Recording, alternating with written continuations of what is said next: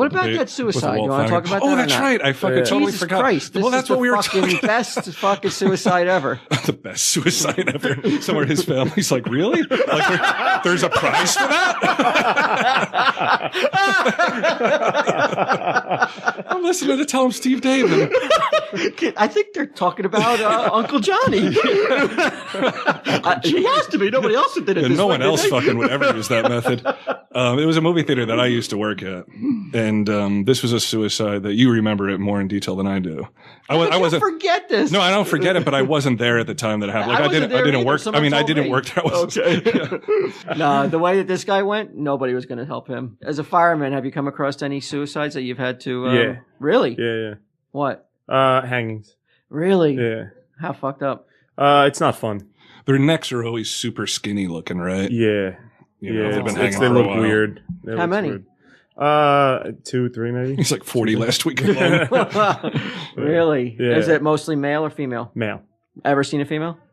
Suicide? No. Why do you think that is? Mostly males. I mean, just because I haven't seen it doesn't mean, Well, this there's guy, a lot I the haven't guy, seen. the Well, I story think that I'm telling also you is a male, females, too. though, females are way more likely to do it in a non-violent way, like with sleeping pills and, Right.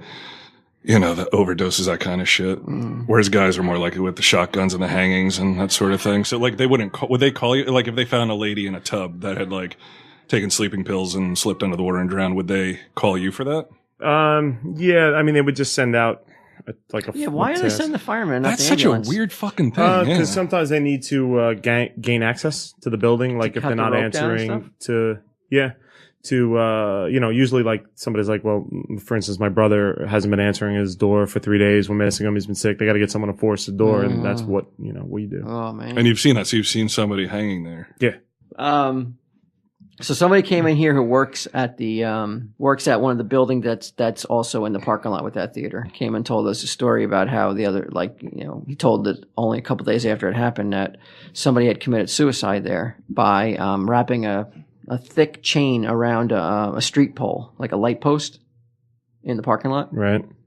And wrapping the other end around his neck and then chaining that around the steering wheel of his car. And he pressed his foot on the gas and when he got up to however long the chain was, got it up so high that it ripped his neck, his head right off his shoulders. Decapitated. Holy fuck, man.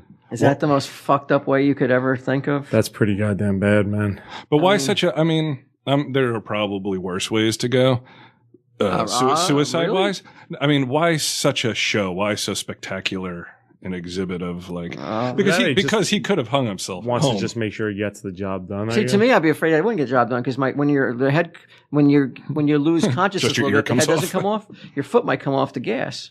Yeah, but a car doesn't stop on a dime the second you take your foot off. That's true. Yeah, I just found that. I'll never forget that when he told me that. That had to look awful.